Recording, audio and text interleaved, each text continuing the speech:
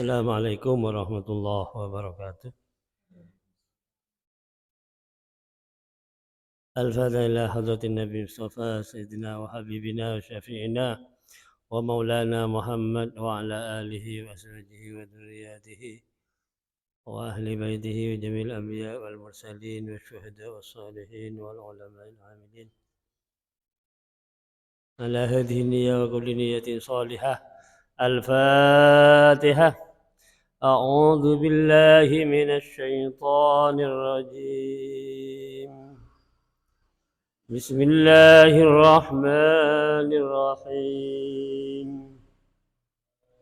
الحمد لله رب العالمين الرحمن الرحيم مالك يوم الدين إياك نعبد وإياك نستعين اهدنا الصراط المستقيم صراط الذين أنعمت عليهم غير المغضوب عليهم ولا الضالين آمين. اللهم صل وسلم وبارك عليه وعلى آله. اللهم صل على محمد يا ربي صل عليه وسلم. اللهم صل على محمد يا ربي صل عليه وسلم. في حب سيدنا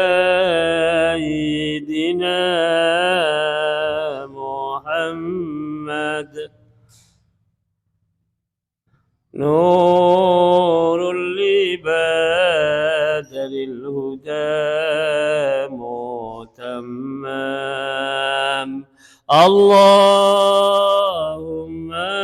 صل على محمد يا ربي صل عليه وسلم. قلبي يهين إلى محمد ما زال من وجده متيم. اللهم صل على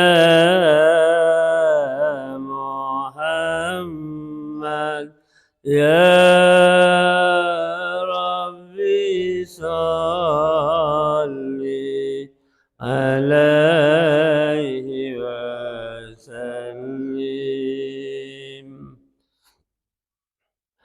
ما لي حبيب سوى محمد خير الرسول النبي المكرم. اللهم صل على محمد يا ربي صل عليه وسلم. شوق المحب إلى محمد أفناه ثم به تهيام. اللهم صل على محمد يا ربي صل عليه وسلم. في الحشر شافعنا محمد منجي الخلائق من جهنم. اللهم صل على محمد يا ربي صل عليه وسلم. ميلاد سيدنا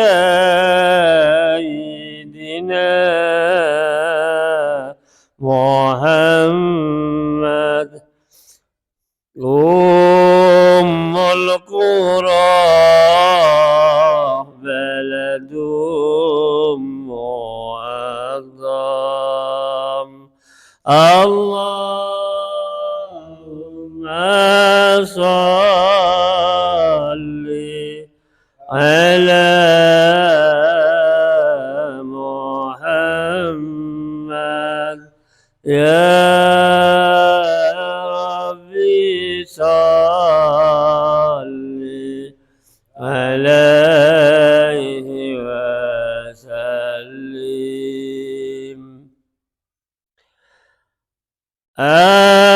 أحيا الدجى زمنا محمد مولاه سلمه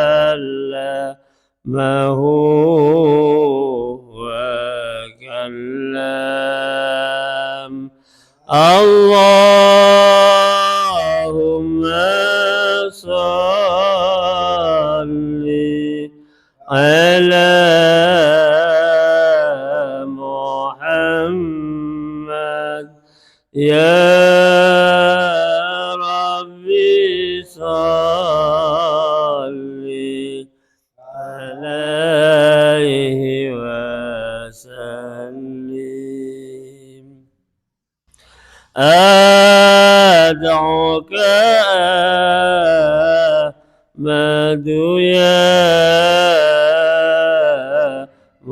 محمد يا سيد الرسل المقدم. اللهم صل على محمد يا ربي صل عليه وسلم. اشفع إلى الله يا محمد يوم القيامة كي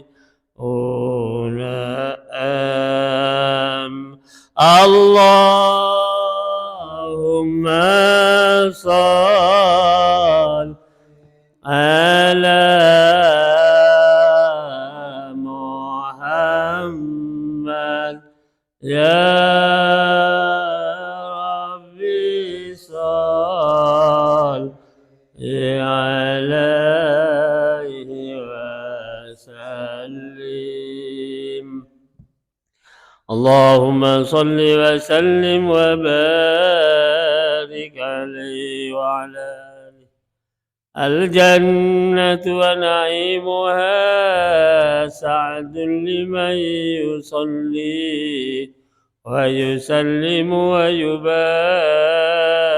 عليه وعلى آله أتر اللهم قبره الكريم بعرف سديم من صلاة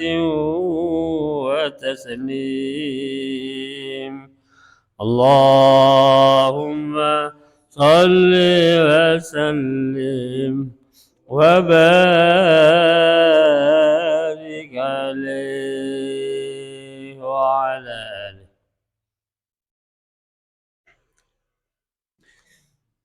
Alhamdulillah, mudah-mudahan dengan pembacaan salawat Nabi kita semua besok di akhirat khususnya mendapatkan syafaat dari Rasulullah Shallallahu Alaihi Wasallam. Dan mudah-mudahan kita besok di akhirat bisa berkumpul bersama Nabi Muhammad, para nabi yang lain, para siddiqin, para syuhada, para sholihin, para ulama. Akhirnya kita semua oleh Allah dimasukkan ke dalam surganya yang penuh dengan nikmat. Amin Allahumma amin. Hadirin hadirat yang berbahagia, alhamdulillah pada malam ini kita masih diberi kesempatan, terutama diberi kesehatan dan kesempatan oleh Allah Subhanahu wa taala sehingga kita bisa hadir dalam pengajian rutin di Langgar Hidayah ini. Mudah-mudahan sekali lagi kita mendapatkan tambahan ilmu yang bermanfaat, mendapatkan tambahan rahmah, taufik hidayah dari Allah Subhanahu wa taala. Mudah-mudahan ilmu yang kita dapatkan di dunia ini dapat kita amalkan sehingga dikatakan termasuk ilmu yang bermanfaat karena kita bisa mengamalkan ilmu yang kita dapatkan di berbagai kesempatan termasuk pada malam ini. Hadirin hadirat yang berbahagia,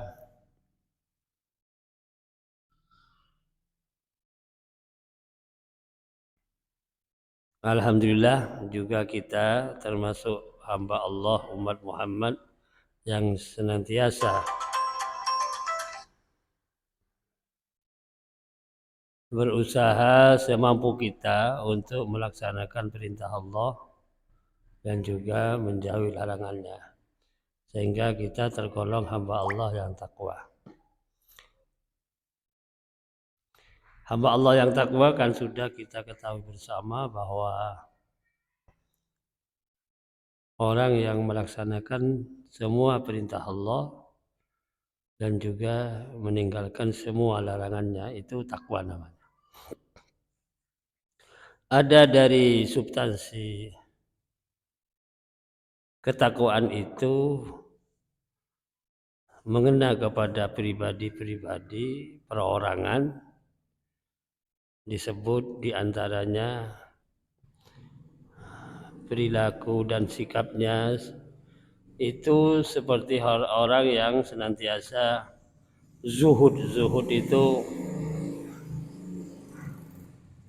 apa? Topo bahasa Jawa.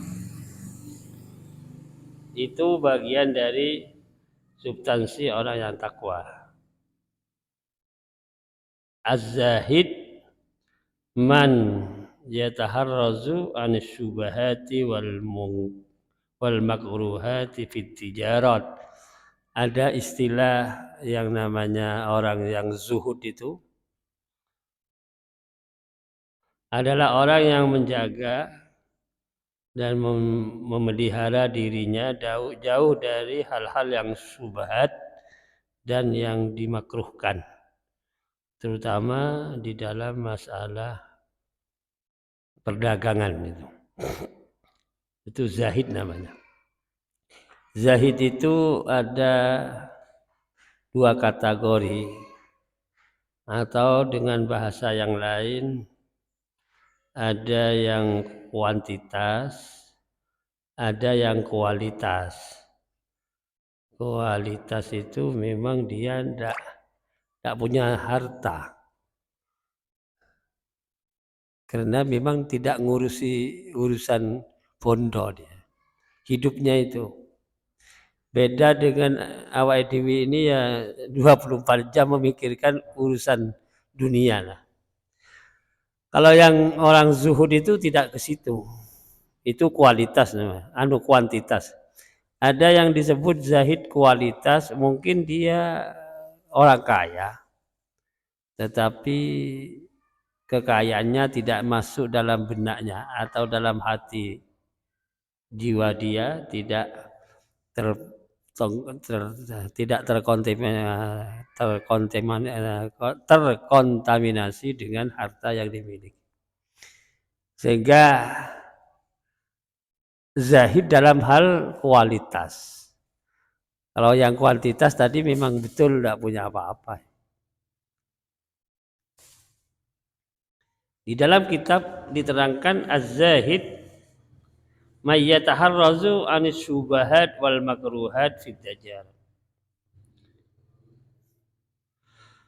Juga bagian daripada substansi ketakwaan seseorang, kecuali juga zuhud tadi, maka wajib bagi kita untuk menjaga diri kita itu dari semua hal-hal atau muamalat dan pekerjaan bisa terhindar dari kesubhatan dan kemakruhan tadi.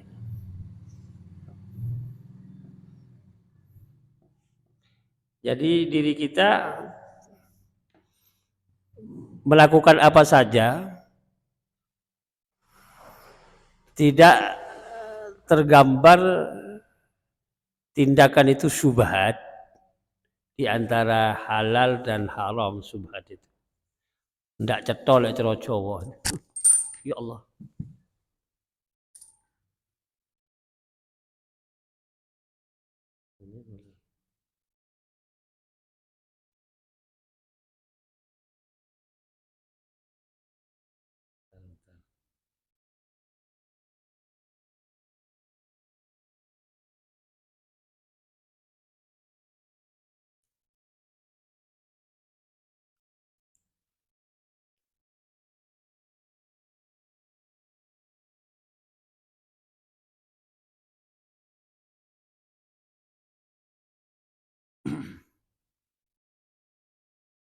Tidak jelas syubhat itu.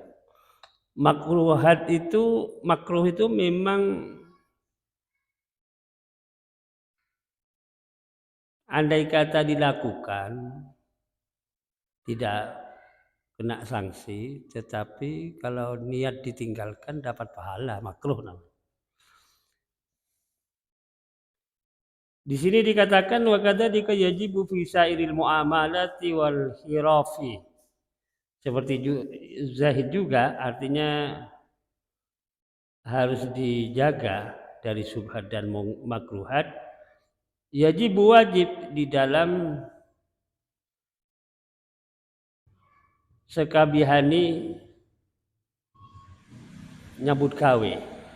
Artinya di dalam hal kita melakukan tindakan nyambut gawe lah kerja, itu wajib terjaga dari hal-hal yang syubhat dan makruhat. Wa kullu man istaghala bi syai'in minha yuftaradu alaihi ilmu taharrus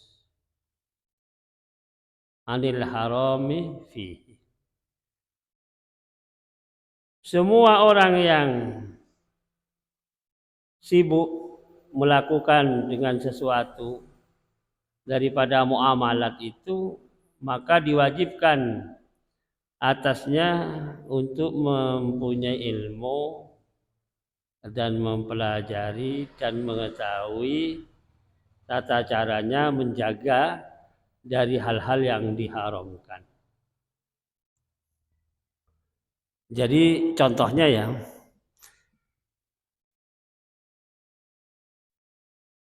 kalau muamalat misalnya jadi pedagang misalnya,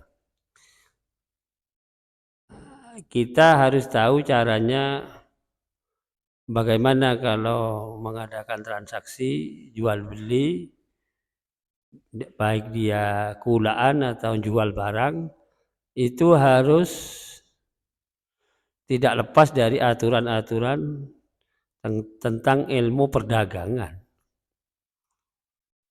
Nah, di sini dikatakan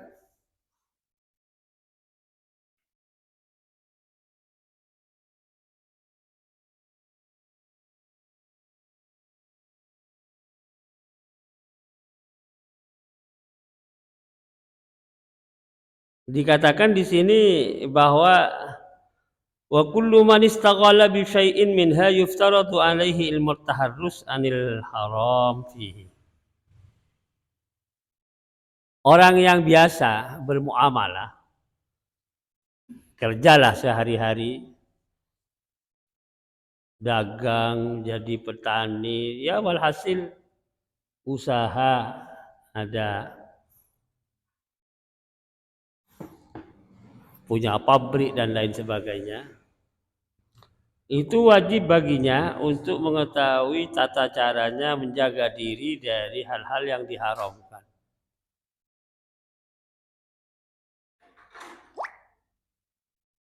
Demikian juga bagian dari substansi ketakwaan, kecuali juga zuhud, kemudian juga dia menjaga dirinya dari hal-hal yang syubhat dan makruhat. Wa kadzalika yuftaradu alaihi ilmu ahwalil qalbi minat tawakkuli wal inabati wal khasyati wal ridha. Ini ngaji kelasnya yang dibaca ini, yang kita kaji ini adalah urusan mengkorek diri kita sendiri ini, masing-masing diri kita. Wajib juga bagi kita itu mengetahui tentang tata caranya bagaimana hal-hal yang berkaitan dengan hati. Ilmu ahwalil qalbi namanya, mengetahui hal-hal yang berkaitan dengan hati kita. Contohnya minat tawakkuli, daripada tawakal, wal inabati, dan juga bertaubat kepada Allah kembali, wal khasyati, dan rasa takut kepada Allah, wal ridha, dan juga ridha atas hukum yang ditetapkan oleh Allah. Nah, ini yang kemarin saya mengikuti uraian di dalam di bagi masyayikh sufi yang di Pekalongan itu, di antaranya yang mengkorek tentang ahwalul qalbi ini. Ahwalul qalbi itu yang berkaitan dengan hati kita ini. Karena kolbun itu kan asal maknanya bolak-balik. Misalnya sekarang putih, mungkin nanti berapa menit lagi, berapa jam lagi bisa abu-abu gitu. Itu kalau ke warna ya. Kalau keinginan ini sekarang saya maunya ini. Tapi nanti tidak mau, saya maunya itu saja. Nah, itu namanya qalbun namanya. Ahwalil qalbi ini yang ada pada diri kita masing-masing, yang kalau bahasa yang lebih populer itu remote control. Remote control itu ada pada hati itu masing-masing kita itu.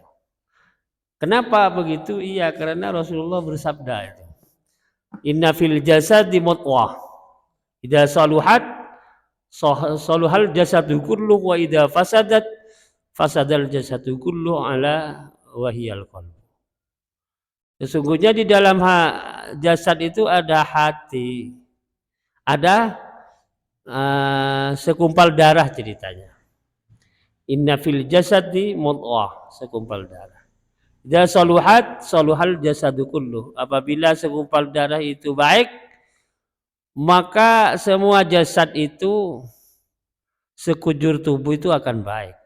Sebaliknya wa idza fasadat fasadal jasadu kullu. Apabila segumpal darah itu jelek, maka sekujur tubuh itu akan jelek. Ala, ketahuilah bahwa itu adalah hati. Nah, ini pusat hati. Jadi kalau hatinya baik, pasti tindakan orang itu matanya baik, mulutnya baik, omongannya gitu ya. Tangannya juga dipakai untuk yang baik-baik. Kakinya juga digunakan untuk melangkah kepada tempat yang baik atau tujuan yang baik. Walhasil sekujur tubuh itu, anggota badan itu baik semua. Al-Islam a'malul jawari. Islam itu adalah tindakan anggota badan. Wala yu'tabaru illa bil iman. Tidak akan tergambar tindakan anggota badan itu dengan baik kecuali tidak akan tergambar. Artinya tidak akan ada tindakan dari anggota badan masing-masing kita itu kecuali didasari dengan iman itu. Jadi pasti orang yang bertindak itu dasarnya karena iman. Misalnya sholat, misalnya itu karena memang ada keyakinan dalam hatinya, percaya bahwa sholat ini sudah wajib untuk dilakukan oleh diri saya, kan gitu. Sekali lagi, kalau yang namanya benda di dalam badan ini adalah hati. Ternyata hati itu memorinya itu full. Yang bisa merekam segala macam yang ada pada diri manusia seperti tawakal itu tadi. Rasa khasyah, takut kepada Allah. Ada dalam hati itu. Kemudian ingin bertaubat.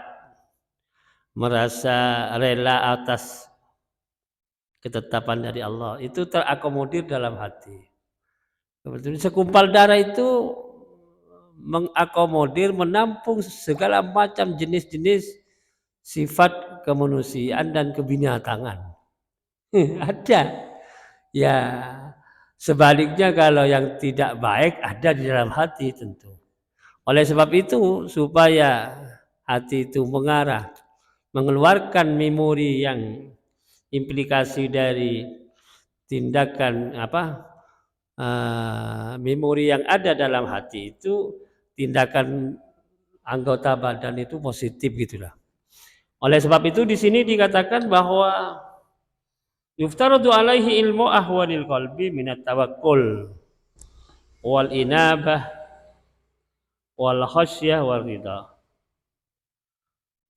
Fa innahu waqi'un fi jamil ahwal, maka sesungguhnya ahwalul qalbi itu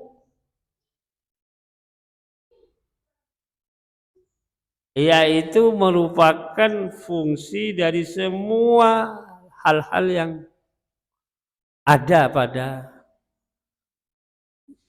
hati sendiri yang akan melahirkan tindakan tadi itu. Jadi tampaknya tindakan yang ada, hal-hal yang bisa kita realisasikan, diaplikasikan itu karena memang daripada hati. Nah ini kadang-kadang juga merasa yang ada dalam hati kita itu kalau kita merenung sejenak ya, terus nyambung dengan otak kita ya. Jadi daya nalar yang ada dalam pikiran dan otak kita itu bersambung dengan hati yang positif itu baik itu. Tapi rasa itu terpengaruh juga dengan hal-hal yang ada di lingkungan hati dan pikiran. Kalau ingin tahu sedikit ada faktor yang ada pada hati dan pikiran kita itu, misalnya awake dhewe menunggu sesuatu, ya datangnya teman lah. Ini yang gampang ya, supaya gampang. Ada orang yang ditunggu kedatangannya. Ini rasanya 1 jam apa? 1 jam. 10 menit itu rasanya lama itu. Menunggu loh. Menunggu. Jadi kalau ingin enak, jangan sampai punya perasaan menunggu. Soalnya kalau menunggu itu lama itu. Kalau tidak percaya sampai buktikan sendiri. Ini rasa. Tapi itu hati berkaitan dengan pikiran. Jadi rasa nunggu teman kedatangannya orang teko-teko kan gitu ya. Jadi caranya bagaimana? Dialihkan saja itu kepada yang lain, baca-baca. Mungkin kalau lihat gambar di televisi, di YouTube atau apa, beda itu. Yang ditunggu tadi itu tidak ditunggu, tapi tahu-tahu teko gitu lah. Nah ini yang perlu sampean dan kita buktikan. Rasa itu penting itu rasa. Ini salah satu nikmat besar yang Allah berikan kepada kita. Hati bersambung dengan akal, pikiran, timbul rasa, kan gitu. Ada dalam jiwa kita. Ini saya membahas satu aja, ada usah banyak-banyak. Soalnya ini urusan yang tidak kelihatan, tetapi bisa dirasakan, kan gitu. Satu saja. Sekali lagi saya ulangi, kalau Anda merasa menunggu orang, lama itu. Lama, sekali lagi lama. Jadi caranya bagaimana? Lepas saja itu. Untuk menunggu itu tidak usah buat aja ke sana. Lepas, akhirnya merasa lama itu hilang. Nah ini yang menyebabkan orang itu kalau ini merasa lama, padahal kesusu kan gitu ceritanya. Wah ini bisa stres. Ini mau berangkat jam 10, sudah kurang 5 menit kok ora teko-teko, jaraknya jauh dari bandara ke sini. Ya bukan 5 menit dong, paling enggak setengah jam kan gitu. Lah ini enggak datang-datang. Yang menunggu ini stres ini. Nah ini kaitannya dengan rasa. Nah supaya kita agak sedikit masuk kepada urusan kejiwaan, supaya kita tahu. Ternyata apa yang ada di dalam hati terus berkaitan dengan gerak-gerik pikiran kita itu dikemas oleh jiwa kita. Artinya ada di dalam jiwa kita. Kan ada yang namanya ini rumah sakit kejiwaan. Itu kan karena memang ini urusan jiwa kan. Lah, di sini dikatakan yuftaradu alaihi ilmu ahwalil qalbi minat tawakkul wal inaba wal khasyah wal ridha. Ini sebetulnya mau meletakkan ahwalul qalbi itu pada apa namanya tempat yang benar gitu lah maksudnya. Posisinya pas gitu lah ya. Tawakal, pasrah kepada Allah kan gitu. Kalau ada hal-hal yang yang istilahnya membuat diri kita itu jengkel. Kalau tidak dipasrahkan kepada Allah, jengkel terus kita itu. Kan gitu ceritanya. Kemudian yang menyebabkan juga orang itu kena serangan penyakit penyakit kejiwaan itu kan karena negatif. Kalau positif tidak apa-apa itu. Positif itu memang seperti tawakal itu tadi, rasa ingin bertaubat, ingin menerima ketetapan dari Allah, itu pokoknya larinya ke sana. Itu tidak akan terjadi beban yang merepotkan. Efek negatifnya hilang. Positif saja adanya karena jiwanya itu tidak terkontaminasi dengan pikiran-pikiran yang jelek tadi. Karena hati ini dengan pikiran kan jadi satu, dikemas oleh jiwa kita, akhirnya disebut penyakit kejiwaan itu tadi kalau negatif. Bapak-bapak, ibu-ibu yang hadirin hadirat yang berbahagia di sini, jadi kitab itu sudah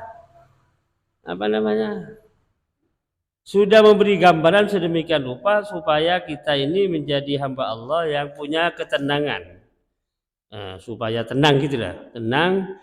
Kalau bahasa Arabnya itu tatmain itu tentram ayam gitu ya. Nah, ini yang sering gelisah awak dewi ini kan masalahnya tidak tenang, tidak gelisah namanya, gelisah. Akhirnya ada obat atau jamu anti gelisah itu ada. Air mancur jamu anti gelisah. Ada itu. 1.500 2.000 itu bisa tidur. Tapi jangan terlalu banyak minum itu. Walaupun tradisional, itu juga namanya saja anti gelisah. Berarti orang ini suka gelisah kan? Kalau minum itu. Yang perlu dibahas juga hati-hati itu bagi kita itu. Pikiran ini pengaruhnya untuk kesehatan. Nah, kedua, faktor yang ada pada diri kita ini fisik dengan roh itu yang bisa mengendalikan dua-duanya bisa sehat itu yaitu tadi hati dan pikiran itu berfungsi berahwal atau bereaksi dalam hal reaksi positif itu. Kalau negatif itu bahaya. Saya tidur itu. Apa-apa datang. Kenapa saya mengatakan itu pengalaman masalahnya. Jadi pengalaman itu ya semua orang yang hidup yang sudah dewasa itu pasti punya problem kan.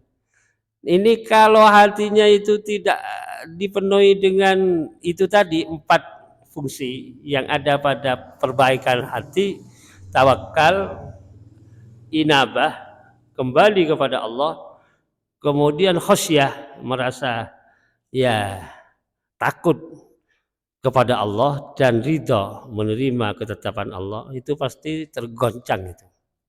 Goncang. Oleh sebab itu harus ini dipegang supaya tidak goncang.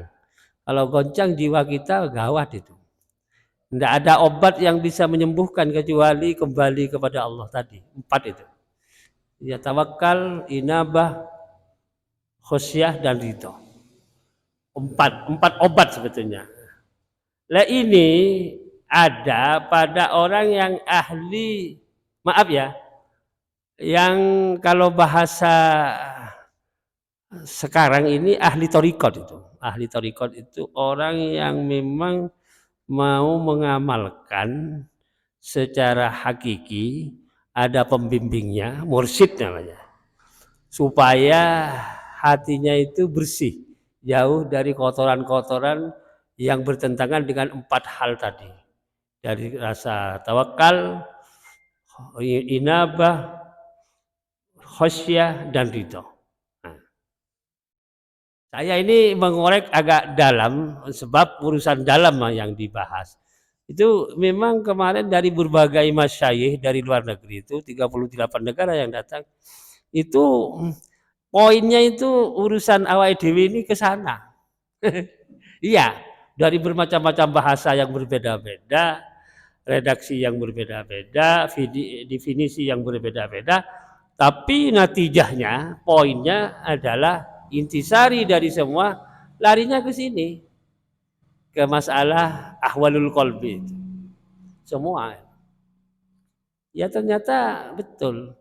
Dari semua faktor yang ada dalam lingkungan kehidupan kita, baik yang di luar awake dhewe, tetangga, teman, keluarga dan seterusnya, itu kan masuknya kepada ini semua, masuk kepada hati ini. Soalnya kalau ini tidak baik, pasti ini ada faktor yang sangat terpengaruh oleh apa namanya suasana lingkungan yang ada keseharian kita itu. Oleh sebab itu dihimbau kita harus ke sana. Kemudian ada firman Allah dalam Al-Qur'an itu inna fi khalqis samawati wal ardi wa ihtilafil laili wan nahari la ayatin liulil albab. Sesungguhnya di dalam penciptaan langit dan bumi gitu. Inna fi khalqis samawati wal ardi wa ihtilafil laili dan silih bergantinya siang dan malam itu la ayatin liulil albab itu merupakan bukti tanda kebesaran Allah, tetapi diterima oleh ulil albab itu. Jadi la ayatin li ulil albab itu bagi orang yang cerdas, emosionalnya dan spiritualnya, ulil albab itu namanya. Dalam Quran ya. Siapa ulil albab itu? Nah, ini yang perlu nih. Di dalam Quran dijelaskan alladzina yadhkurunallaha qiyaman wa qu'udan wa 'ala junubihim. Adalah orang-orang yang mengingat berzikir kepada Allah dalam posisi dia berdiri dan duduk dan berbaring pun tetap zikrullah dia. Wa yatafakkaruna fi khalqis samawati wal ardh. Dan mereka juga merenung dan berpikir 24 jam berarti kan. Kalau tidak tidur ya. Oh ya tafakkaruna fi khalqis samawati wal ardi, dalam penciptaan langit dan bumi dia merenung. Itu. Bukan dari melihat langit yang besar tanpa cagak saja. Bintangnya yang seperti itu, bulannya yang seperti itu, bukan hanya itu. Sampai rumput yang bergoyang kata orang. Itu direnung. Iya, kok iso goyang kan gitu. Oh, disambar angin, lah anginnya kok ora ketok. Tapi ras. Ini ya tafakkaruna fi khalqis samawati wa ihtilafil apa? Wa yatafakkaruna fi khalqis samawati wal ardi. Lalu mereka itu memohon kepada Allah, Rabbana ma khalaqta hadza batila. Wahai Tuhan kami, Engkau menciptakan ini semua tidak sia-sia. Langit dan bumi itu berikut isinya kan tidak sia-sia, itu semua bermanfaat, ada nilai positifnya kan. Hatta yang negatif itu ada positifnya itu. Kenapa? Misalnya gini, dua barang suci dan haram, suci dan najis kan. Yang suci ini contoh barang halal gampangannya, yang najis ini contoh barang haram, kan gitu saja. Jadi Allah Ta'ala membuat dua, baik, jelek kan gitu ya. Suci, najis, halal, haram. Misalnya, yang haram itu ada baiknya juga. Sebagai contoh bahwa ini Allah menciptakan, inilah barang yang tidak perlu kamu makan kalau makan. Kalau minuman, inilah barang yang tidak boleh kamu minum. Ini haram ini. Kan begitu. Jadi ini sebagai contoh menjadi manfaat ini. Rabbana ma khalaqta hadza batila. Ya wahai Tuhan kami, Engkau menciptakan ini semua tidak sia-sia. Subhanaka faqina adzabannar. Maha suci Engkau dan jagalah diri kami dari siksa api neraka jahanam. Ini Quran Al-Imran itu. Al-Imran ayat 9 sekian itu. 109 apa 99. Pokoknya kalau nomornya ada apal saya. Tapi ayatnya apal, Al-Imran. Lah, ini saat tadi Dua, yang namanya ulil albab itu perilakunya dia itu ahli zikir, ahli berfikir itu. Bukan cuma berfikir saja, tapi juga bukan hanya berzikir saja, tapi berfikir. Jadi nanti kalau ada buku keluar al-zikru wal fikru, nah, berzikir dan berfikir. Nah, itu. Ini tidak sembarangan ini ulil albab ini. Orang yang mempunyai kecerdasan spiritual dan emosional. Emosionalnya tinggi juga. Bagus gitulah, cerdas dia. Oleh sebab itu yang kedua-duanya spiritualitas dan emosionalitas yang ada pada seseorang itu kendalinya ada di hati itu. Hati. Ya. Al-qalbu tadi yang mutwah bahasa Arabnya segumpal darah, tetapi dia memutarbalikkan segala macam urusan ada di segumpal darah itu. Atau kalau bahasa hadis Nabi tadi itu apabila dia baik, maka baik semua badan. Apabila dia jelek, maka jelek semua badan. Ya itu. Yang berarti pusatnya ada dalam hati. Moga lah ini di sini saran dari kitab itu supaya kita memperhatikan dan menjaga diri kita harus bagaimana berusaha supaya hati ini bisa terkendali dalam arti pas kepada rasa tawakalnya itu kuat, kemudian inabah kepada Allah juga kuat, karena merasa punya salah kepada Allah itu maunya beristighfar dia. Orang yang tidak mau beristighfar itu karena dia sombong, tidak mau merasa salah itu. Nah, orang yang baik itu merasa salah, nah, terutama kepada Allah.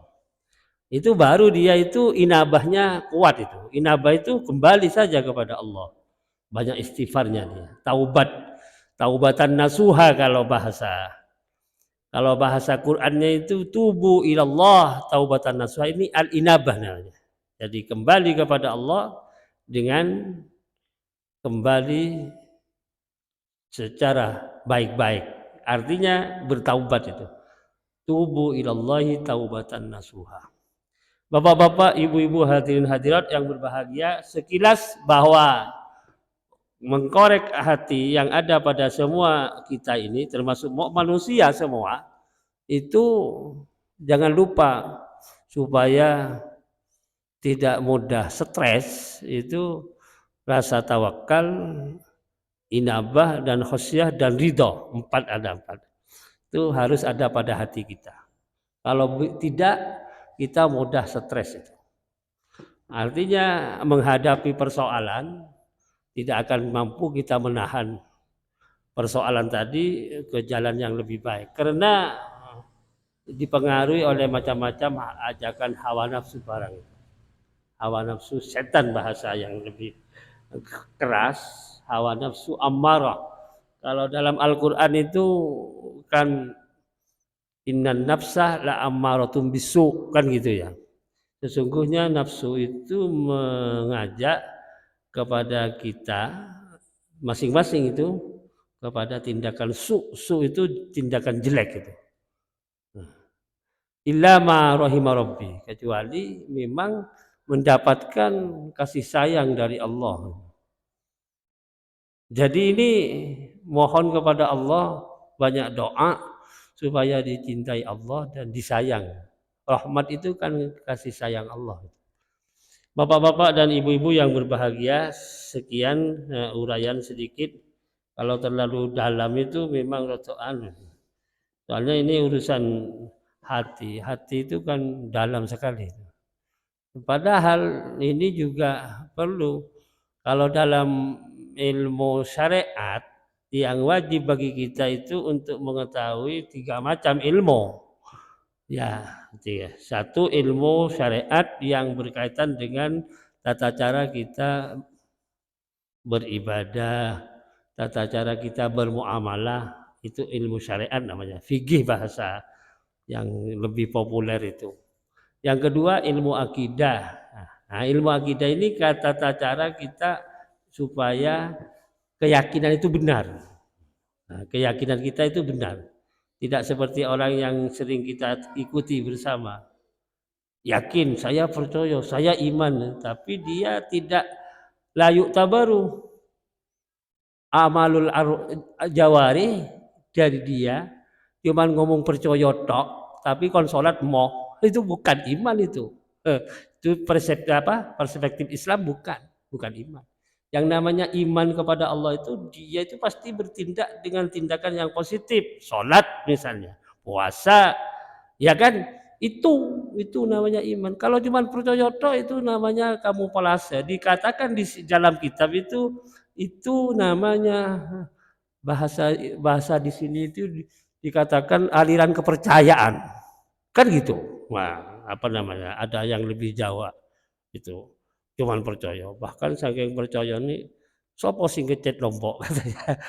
Sing ngecet lombok itu pengiran maksudnya. Tapi kon salat moh dia. Ndak iman itu. Nah, katanya Imam Nawawi dalam kitab Syarah Muslim itu, Imam Nawawi kan musyarrih dari kitab Muslim, hadis Muslim itu, rawahu Muslim. Imam Nawawi itu jadi yang mensyarahi hadis Muslim, rawahu Muslim itu Imam Nawawi. Orang yang percaya tok, cuman percaya saja, iman saja maksudnya, tapi tidak melakukan perintah Allah dengan anggota badannya. Kampangannya cuman percaya tok ning ora tau ora salat, ya tetap kekal di neraka jahanam. Enggak bisa. Karena itu belum iman. Nah, itu Imam Nawawi begitu. Mengurai tentang hadis Nabi Muhammad SAW di dalam sabdanya yang diriwayatkan Imam Muslim itu. Namanya hadis itu yang populer kan rawahul Bukhari dan rawahu Muslim. Itu tidak bisa ditakwil lagi. Hadis itu artinya sahih gitu. Nah, kemudian tadi apa namanya? Orang yang kewajiban bagi kita mengetahui ilmu syariat, mengetahui ilmu akidah namanya, dan mengetahui tata caranya membersihkan hati. Yang dibahas tadi ini tata cara membersihkan hati. Nah, kolbun itu ahwadil kolbi itu loh. Di dalam Zubat itu dikatakan wa ta'allaman ilman yusahhihu ta'atan wa aqidatan wa muzakkiyal qalbi skula. Hendaklah kamu belajar mengetahui betul-betul ilmu yang bisa mengesahkan kamu itu beribadah. Itu namanya ilmu syariat, ilmu fikih, tata caranya sholat, tata caranya puasa, tata caranya jual beli, tata caranya akad nikah dan seterusnya. Itu ilmu syariat namanya. Wa akidatan, dan mempelajari dan mengetahui juga ilmu akidah, ilmu tentang kepercayaan tadi. Nah, wa muzakkiyal qalbi skula, dan mengetahui, mempelajari dan mengetahui tata caranya membersihkan hati. Jadi hanya 3 saja bagi umat Islam lah. Belajar ilmu syariat, belajar ilmu akidah, belajar ilmu tazkiyatul qalbi. 3 ini kewajibannya. Yang lain itu sunnah bisa mubah itu. Ada juga kalau kejadian sesuatu tanpa itu tidak akan terjadi hal yang sesuatu tadi wajib hukumnya. Misalnya untuk menghitung harta warisan itu tidak akan bisa tanpa belajar mengetahui ilmu matematika. Nah, ilmu matematika menjadi wajib itu, tapi wajibnya kifayah itu, bukan wajib ain itu.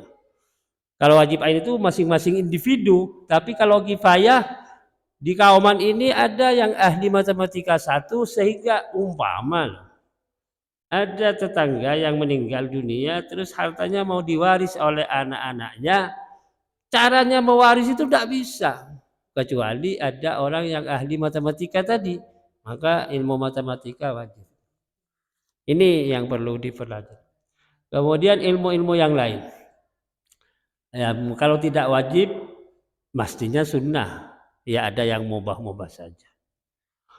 Tapi ini juga kalau kita korek, yang mubah menjadi wajib, yang wajib malah tidak diamalkan oleh kita umat Islam. Tidak dipelajari maksud saya. Yang tiga itu tidak penting. Ilmu syariat, ilmu akidah, ilmu membersihkan hati. Tidak penting. Yang penting belajar bahasa Inggris. Betul tidak? Anak-anak kita itu. Anak-anak umat Islam. Yang penting sekolahnya. Nilai tok. Nilai angka. Substansinya meninggalkan kewajiban. Itu melakukan hal-hal yang tidak wajib. Nah ini. Kapan itu umat Islam sadar? Karena memang pemahaman agamanya nol itu.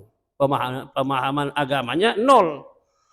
Boleh dikatakan nol karena memang tidak sampai mengerti bahwa kewajiban orang tua itu menuntun anaknya belajar sholat dengan baik misalnya. Tidak ada itu. Diserahkan ke guru di sekolah-sekolah. Kadang-kadang gurunya juga tidak tahu di situ karena formalitas saja. Jadi guru agama maksud saya. Jadi kalau dikorek masih banyak hal-hal yang ketinggalan kita ini umat Islam. Di intern umat Islam itu banyak yang kurang maksimal.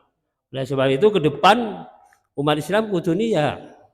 Tapi juga bukan hanya bengok-bengok saja, melakukan sesuatu supaya lebih konkret gitu. Saya kira itu sedikit uraian, mudah-mudahan bermanfaat bagi kita semua di dunia wal akhirah. Maulaya salli wa sallim daiman abada ala habibika khairil khalqi kullihim wal habibul ladzi turja syafa'atuhu li kulli hawlin minal أهوال مقتهم يا ربي بالمصطفى بلغ مقاصدنا واغفر لنا ما يا واسع الكرم ربنا آتنا في الدنيا حسنة وفي الآخرة حسنة وقنا عذاب النار سبحان ربك رب العزة عما يصفون وسلام على العالمين السلام عليكم ورحمة الله وبركاته.